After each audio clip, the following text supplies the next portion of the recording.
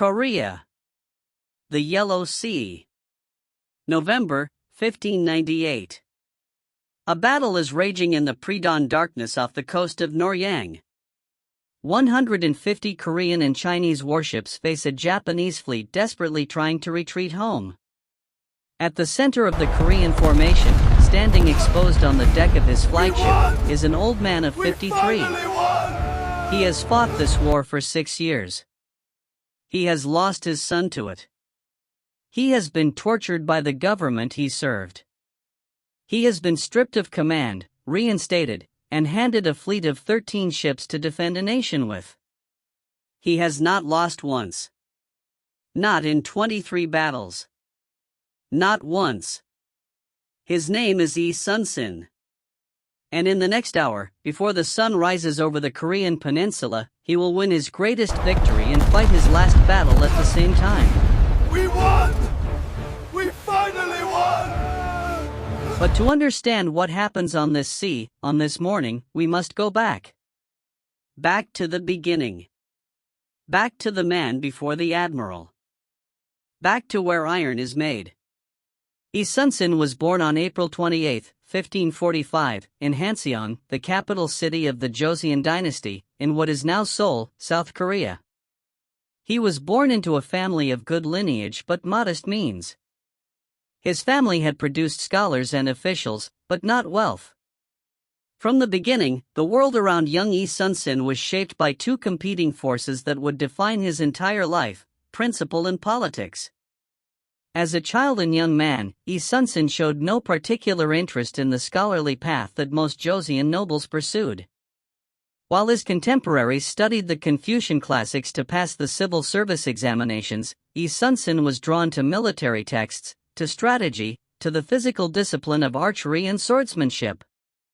He was precise, methodical, and utterly without vanity. Those who knew him described a young man who was constitutionally incapable of flattery or political maneuvering. In a court culture built almost entirely on flattery and political maneuvering, this was not an advantage. He attempted the military examination in 1572 at age 28. During the horsemanship portion, his horse fell. Yi Sun-sin was thrown. His leg was fractured. Any other candidate would have been helped from the field and the examination declared over. Yi Sun-sin splinted his own leg with bark stripped from a nearby tree, rose to his feet, and completed the examination. He did not pass that year. The injury was too severe. But no one who watched him that day ever forgot it. That moment was a blueprint for everything that would follow: a man who would set his own bones and keep moving. He passed the military examination 4 years later, in 1576, at 32 years old. He was older than most new officers. He had no powerful patron at court. He had no gift for self-promotion. What he had was an encyclopedic understanding of military strategy, a talent for logistics and engineering that was almost unprecedented among military officials of his era, and a refusal to compromise on any matter of principle, no matter the personal cost. That last quality would cost him dearly. Again and again and again. But it would also save a nation. Yi Sun-sin's early military career was marked by competence and controversy in equal measure. He was posted to the northern frontier, the border regions where Joseon faced constant raids from the Jurchen tribes, and immediately distinguished himself. He understood terrain. He prepared his men meticulously. He did not lose soldiers carelessly. In a military culture where junior officers were expected to defer completely to superiors regardless of the military logic, Yi Sun-sin was the kind of officer who asked uncomfortable questions and presented inconvenient strategic alternatives. His superiors did not always appreciate this. The first major injustice came in 1583. Yi Sun-sin's commanding officer, a man named Il, failed catastrophically in a battle against the Jurchen. Soldiers died. Territory was lost. In the subsequent court inquiry, Il needed someone to blame. Yi Sun-sin had disagreed with his commander's strategy before the battle. That disagreement became, in Yi's account, the cause of the defeat. Yi Sun-sin was court-martialed. He was found guilty of dereliction of duty. He was stripped of his rank and forced to serve as a common foot soldier, a humiliation so complete it was designed to end a man's career entirely. He served. He did not protest publicly. He did not seek revenge. He put on the uniform of a common soldier and performed the duties assigned to him without complaint. 3 months later, he distinguished himself so conspicuously in battle that he was reinstated with his officer rank restored. This pattern, performing brilliantly, being betrayed by jealous superiors, being punished for another man's failures, returning quietly and outperforming everyone, would repeat itself throughout his life. As if the universe were testing a blade. Heating it, hammering it, plunging it into cold water, over and over, to see how much the metal could withstand before it shattered. Yi Sun-sin never shattered. In 1591, Yi Sun-sin was appointed commander of the left Jeolla Naval District, a significant posting on the southern coast of Korea. He was 46 years old and he had survived enough court politics to know that whatever was coming, his navy was not ready for it. The intelligence from Japan was alarming. Toyotomi Hideyoshi, the powerful warlord who had unified Japan after decades of civil war, was making no secret of his ambitions. Korea first. Then China. Then, he had reportedly said, the whole world. Most of the Joseon court did not believe the threat was real. Or perhaps it was more accurate to say that most of the Joseon court preferred not to believe it, because believing it would require preparation, which required money, which required difficult decisions, which required the kind of political courage that the court of King Seonjo had not demonstrated in living memory. Yi Sun-sin believed it. He spent his first year in Jeolla doing what he always did, preparing with meticulous, almost obsessive attention to detail. He repaired existing warships. He drilled his sailors relentlessly. He upgraded the port facilities. He reformed the supply chains. And he oversaw the development of a weapon that military historians would study for the next 400 years. The Geo-Buxian. The turtle ship. The exact design of the original turtle ship remains a matter of historical debate. No surviving original blueprint exists. What historians agree on is the general concept: a vessel with an armored, curved roof covered in iron spikes to prevent enemy soldiers from boarding, with cannon ports on all sides, driven by both oar and sail, capable of firing in multiple directions simultaneously. It was built to fight the Japanese tactic of boarding and close-quarters combat that had made their navies so formidable. If you cannot board the ship, you cannot use the tactic. Yi Sun-sin had studied his enemy and designed a counter. His diary, which he kept throughout the war with remarkable fidelity, documenting everything from battle tactics to personal grief, records that on February 8, 1592, the turtle ship successfully test-fired its cannon. It was, by any measure, a remarkable feat of military engineering accomplished with limited resources in under a year. 4 months later, Japan invaded. On April 13, 1592, a Japanese fleet carrying the advance force of Toyotomi Hideyoshi's invasion army crossed the Korea Strait. The force that landed at Busan numbered over 150,000 men, battle-hardened veterans of Japan's decades of civil war, armed with firearms the Korean military had never encountered in significant numbers. The Joseon army, underfunded and undertrained, collapsed with a speed that shocked even the Japanese commanders. Within 20 days, the capital Hansan had fallen. King Seonjo, abandoning his city and his people, fled north toward the Chinese border. The road to Hansan was reportedly lined with the king's own people, cursing him as he passed. Some accounts say they burned the government records buildings themselves, in fury at a court that had failed them so completely. In the space of a month, the Joseon dynasty, which had stood for 200 years, appeared to be over. Japan controlled the southern half of the peninsula and was driving north at extraordinary speed. The plan was clear: move through Korea, cross the Yalu River, and invade Ming China. Korea was not the destination. Korea was the road. But there was one place Japan's invasion was not going according to plan. On the southern coast, in the waters of the Yellow Sea in the Korea Strait, a Korean naval commander had been waiting. Yi Sun-sin's strategy was clear from the outset: Japan's land invasion depended entirely on sea-based supply lines. 150,000 soldiers require vast quantities of food, ammunition, and reinforcement. All of it had to come by ship, across the Korea Strait, along the southern coast.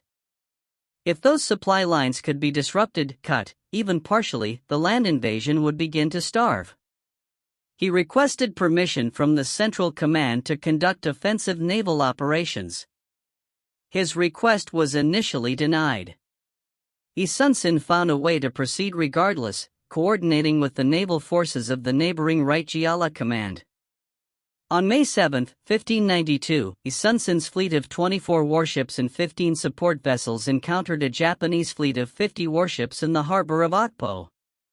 The numbers were against him. The tactical situation was not. Yi Sun-sin's warships, the Panoxian, the standard Korean warship of the era, were built for cannon fire. They were large, stable gun platforms. The Japanese strategy of naval combat was to close quickly, board the enemy vessel, and fight hand-to-hand. They were extraordinary at it. But it requires getting alongside the enemy ship first. Yi Sun-sin did not let them get alongside. He fought the Battle of Okpo at range. His cannon-heavy fleet, formed in disciplined formation, poured fire into the Japanese ships before they could close the distance. 26 Japanese ships were destroyed. Not one Korean ship was lost. Not one. The pattern had begun. Yi Sun-sin, we do not fight the way our enemy expects us to fight. That is not cowardice. That is how you win. Over the following weeks, Yi Sun-sin fought and won at Seishan, at Dongpa, at Danghangpo. At Seishan, one of the turtle ships was deployed in combat for the first time in recorded history. Japanese ships poured arrow fire onto its iron-spiked roof. The arrows did nothing. The turtle ship's cannon did considerably more. In every engagement, the pattern held: disciplined formation, cannon supremacy, no boarding, total dominance. By July of 1592, Yi Sun-sin had fought 4 major engagements, destroyed hundreds of Japanese ships, killed thousands of Japanese sailors, and had not lost a single warship of his own. He was, by any objective measure, the most effective military commander in the war. On either side. The Battle of Hansan Island is considered by military historians to be one of the most tactically brilliant naval engagements in world history. Not merely Korean history. World history. Yi Sun-sin, commanding a fleet of 56 warships, faced a Japanese fleet of 73 ships under the command of Wakizaka Yasuharu, one of Japan's most aggressive and decorated naval commanders. The Japanese fleet was anchored in the strait near Chilchonryang, a narrow, shallow channel between the mainland and the island of Jeoj. The channel was too narrow and shallow for large-scale maneuver. If Yi Sun-sin attacked there, his larger warships would be at a disadvantage and the Japanese could potentially use the terrain to neutralize his cannon advantage and force the boarding engagement they preferred. Yi Sun-sin sent 5 small ships into the channel. Just 5. They appeared at the mouth of the strait, skirmished briefly with the Japanese forward vessels, and then turned and fled. Wakizaka took the bait. The entire Japanese fleet surged out of the channel in pursuit, out into the open water of the sea near Hansan Island, where Yi Sun-sin's full fleet was waiting. What happened next is known as the crane wing formation, Hakjinjin in Korean. As the Japanese fleet emerged from the channel, Yi Sun-sin's fleet was already moving, spreading into a vast semicircular arc that curved around the emerging Japanese ships on 3 sides. The formation was named for the spread wings of a crane in flight. It was the movement of something elegant and lethal simultaneously. The Japanese fleet sailed into the arc and could not escape it. From every angle, Korean cannon fire poured in. The Japanese ships that tried to turn back found the exit blocked by the same Korean vessels that had lured them out. The ships that tried to push forward ran into the closing wings of the formation. The ships that tried to retreat in other directions found open sea with no cover and Korean warships giving chase. Of the 73 Japanese ships, 59 were destroyed or captured. Wakizaka's flagship was among the ships that escaped. He himself swam to shore. Japanese casualties numbered in the thousands. Korean casualties were minimal. Yi Sun-sin lost 0 ships. The Battle of Hansan Island broke the Japanese Navy's capacity to reliably supply its land forces. Toyotomi Hideyoshi, receiving the report of the defeat, reportedly issued a direct order that his fleet was not to engage Yi Sun-sin in open water. The most feared naval commander in Asia had just admitted he was afraid of one Korean admiral. Toyotomi Hideyoshi, do not engage Yi Sun-sin on the open sea.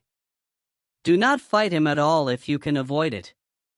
If you must fight him, do it in the narrowest channel you can find and pray for good fortune. Good fortune would not be enough. Here is the thing about courts and kings and the nature of power: they are often most threatened not by enemies but by heroes. An enemy can be framed, negotiated with, redirected. A hero who has become indispensable, who has made himself the one thing standing between your kingdom and annihilation, is a different kind of problem. Because what does it say about the king that he needed saving? What does it say about the court that one man managed to do what the entire military apparatus failed to do? Yi Sun-sin's victories made him the most celebrated figure in Joseon. Songs were written about him. The common people, who had been abandoned by their king and their court, spoke his name with something close to reverence. This was, at the court of King Seonjo, deeply uncomfortable. His rival, Won Jaeun, had been appointed commander of the right Gyeongsang Naval District. Won Jaeun was everything Yi Sun-sin was not: politically connected, a master of court flattery, skilled at taking credit for other men's successes, and utterly without Yi Sun-sin's tactical genius. He had, in the early months of the invasion, failed to act against the Japanese fleet despite having naval forces available. His relationship with Yi Sun-sin had curdled into open hostility. Won Jaeun had powerful allies at court. He used them. The whispering campaign was sophisticated. Won Jaeun and his allies suggested that Yi Sun-sin was not the military genius he appeared, that his victories had been a matter of circumstance and favorable conditions. That he was too slow to pursue final victory. That he harbored ambitions above his station. That most damningly of all, he was disobeying direct royal orders. King Seonjo, a man constitutionally prone to paranoia, heard the whispers and believed them. His ego, bruised by having to flee his own capital, made him susceptible to any narrative that diminished Yi Sun-sin and, by extension, the admiral's implicit accusation that the king had failed his people. King Seonjo, he does not answer to me the way he should. A subject who does not answer to his king is not a subject. He is a danger. The trap was being laid. Yi Sun-sin did not see it coming. Or perhaps, knowing him, he did see it coming and chose to keep doing his duty anyway. Which amounts to the same thing.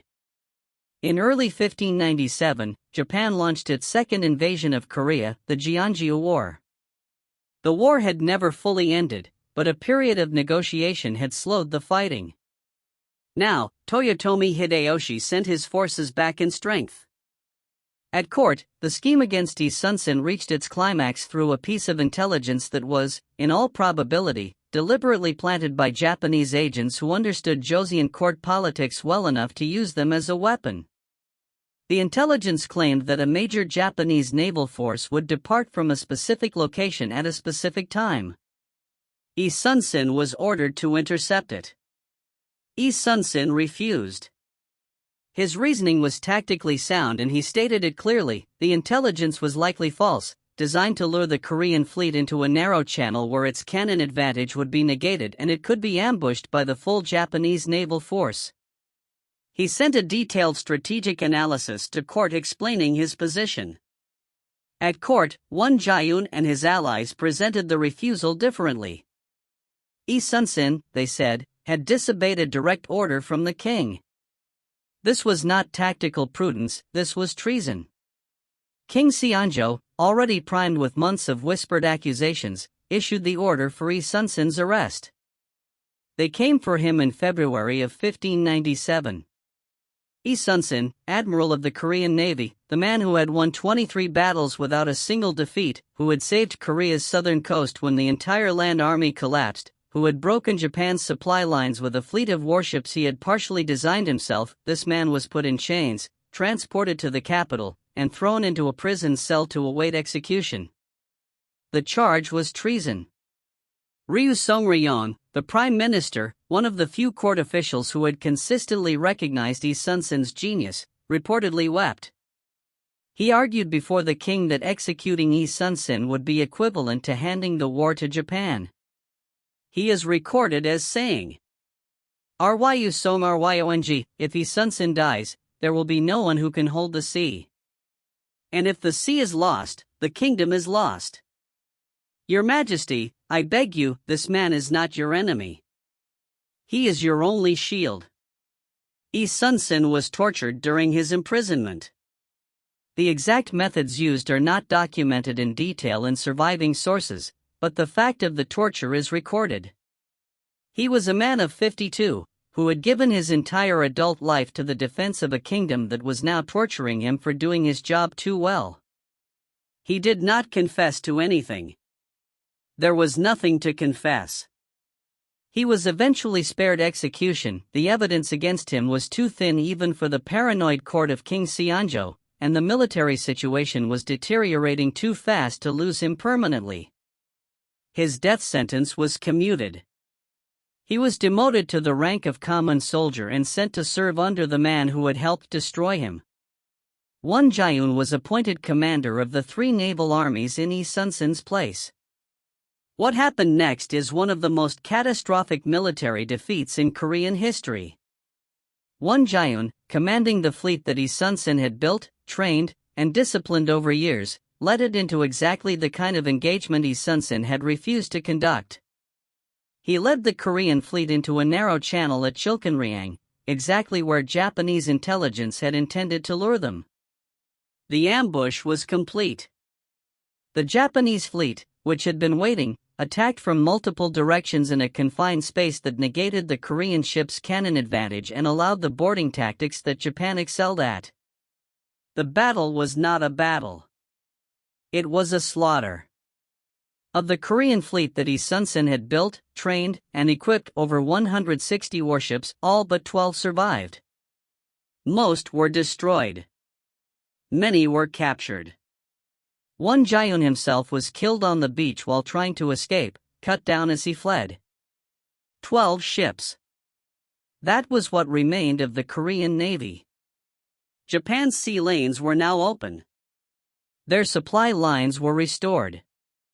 The land invasion renewed with full force. Korea was, once again, on the precipice of destruction. At court, in the silence that follows catastrophe, King Seonjo looked at what his paranoia and his court's politics had wrought. Then he sent a messenger to find Yi Sun-sin, wherever he was serving as a common soldier, and to deliver an order of reinstatement. King Seonjo, restore Yi Sun-sin to the position of admiral. Give him command of whatever ships remain. Tell him we need him. Yi Sun-sin received the reinstatement order without expressed bitterness. His diary records the date and little else. He was given command of the Korean Navy. The Korean Navy consisted of 12 ships.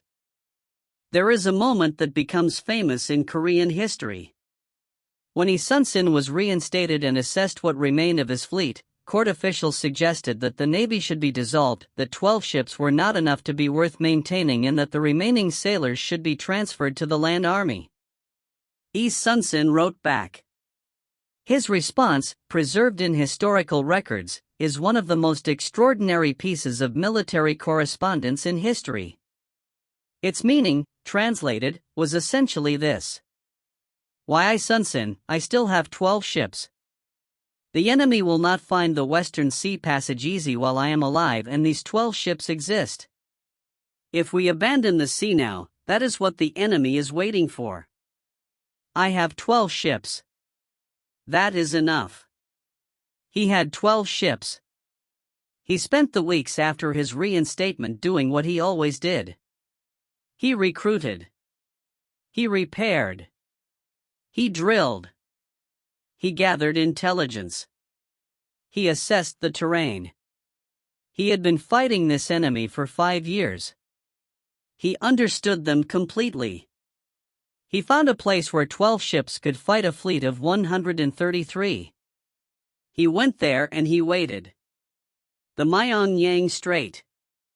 A narrow channel of water between the mainland and Jindo Island off the southwestern tip of Korea.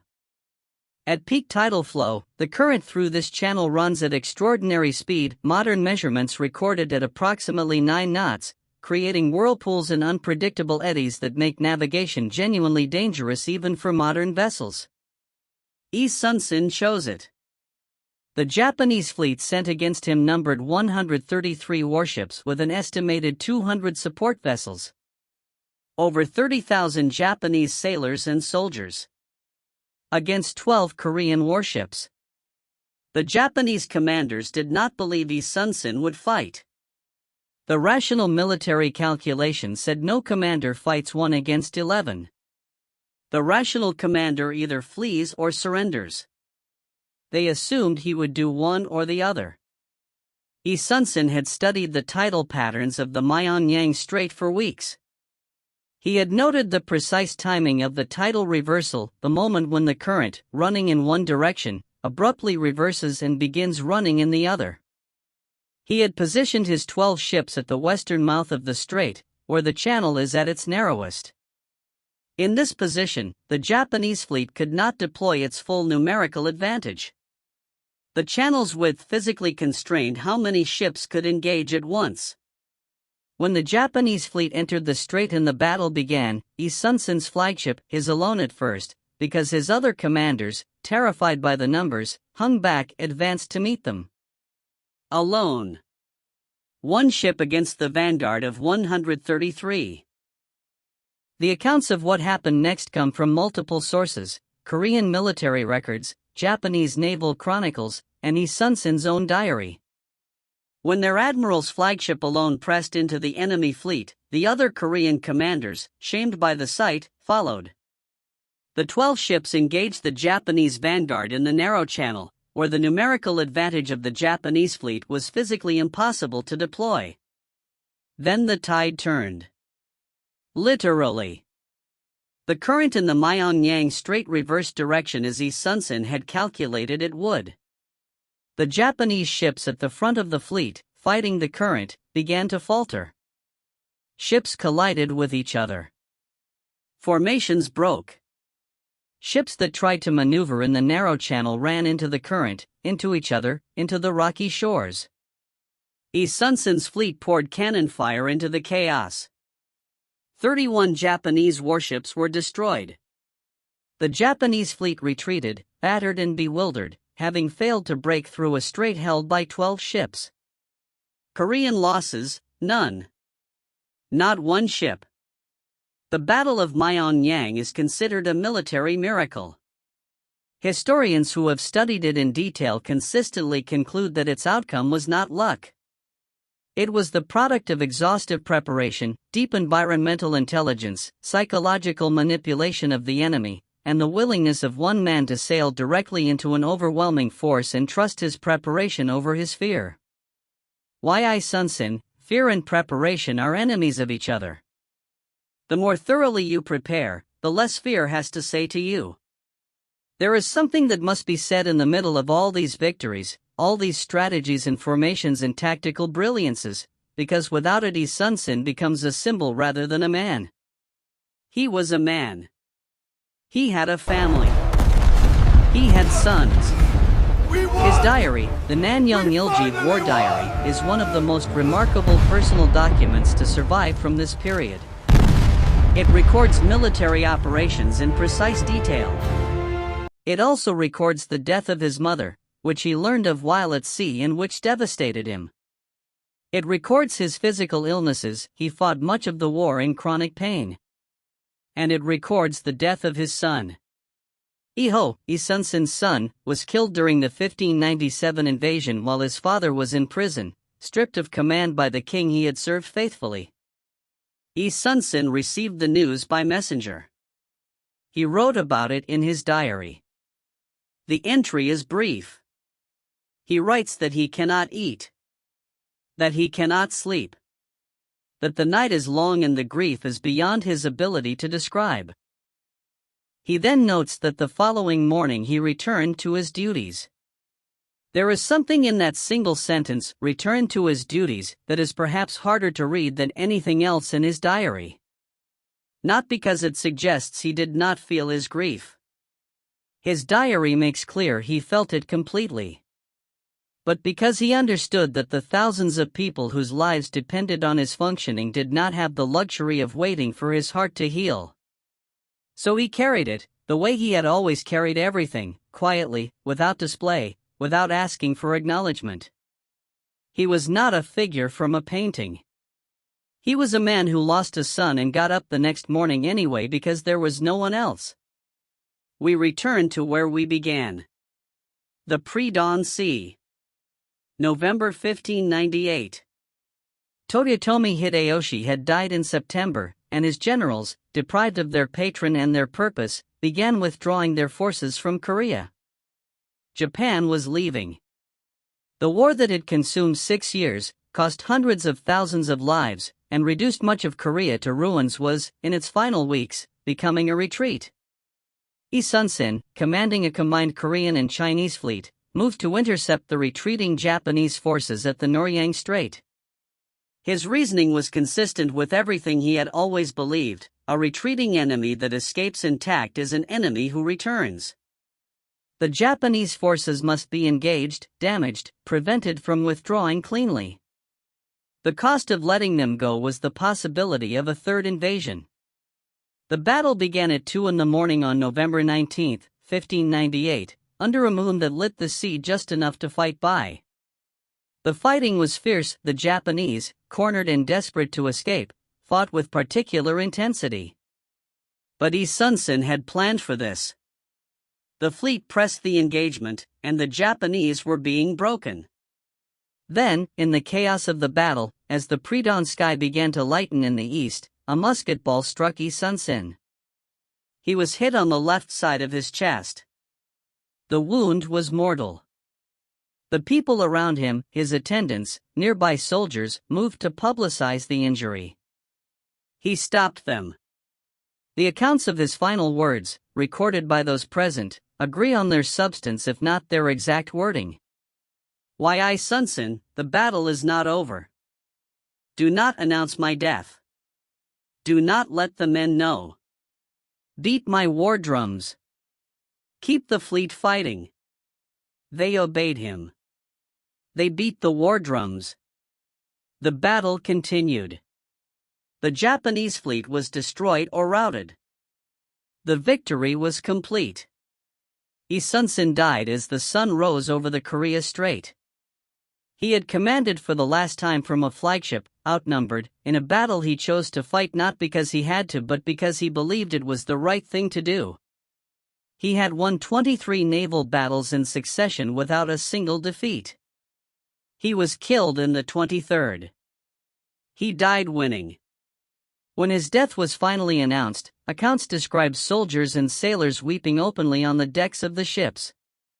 Men who had fought alongside him for years sat down in the middle of a victory and wept like children.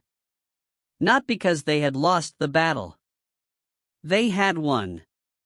But because they knew, in the way that people sometimes know these things immediately and without question, that they had lost something that could not be replaced. What do you do with a man like Yi Sun-sin? How do you hold all of it at once? The military genius and the grieving father. The undefeated admiral and the tortured prisoner. The man who was betrayed by his own king and then saved that king's kingdom anyway. Not because he forgave the king, but because the kingdom's people were not the king, and they deserved better than what their court had given them. Korea survived the Japanese invasions. Not easily. Not without catastrophic cost. Historians estimate that hundreds of thousands of Koreans died, and the population and agricultural capacity of the peninsula were devastated for a generation. But Korea survived as a nation. The peninsula did not become a Japanese province. China was not invaded through the Korean Road. And a significant part of the reason for that survival is the actions of one naval commander who, for 6 years, kept the sea. Yi Sun-sin is remembered in Korea today with a reverence that approaches the sacred. His statue stands in Gwanghwamun Square in the center of Seoul, the most prominent public statue in the country, larger than the statues of kings. His image appears on the 101 coin that Koreans handle every day without thinking about it. His war diary, the Nanyang Ilji, is designated a UNESCO Memory of the World document. The military academies of multiple nations study his tactics as foundational texts in naval strategy. But perhaps what is most remarkable about Yi Sun-sin is not what he accomplished militarily. It is the character with which he accomplished it. He was not a man without fear. His diary records his fears honestly: fear for his men, fear of failure, fear at the scale of what was being asked of him. He was a man who felt all of it and moved anyway. Who was betrayed by his own government and returned to serve it anyway. Who lost his son and got up the next morning anyway. Who was handed 12 ships and said that was enough. There is a question worth sitting with. Not just for this story, but as a general matter. When the institutions we build to protect us fail us, when the court abandons its people, when the king flees his capital, when the politicians reward loyalty to themselves over loyalty to the truth, who holds the line? In Korea in 1592, the answer was one man.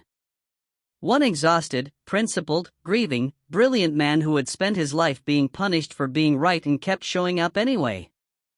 Yi Sun-sin. The admiral who never lost. The soldier who never stopped.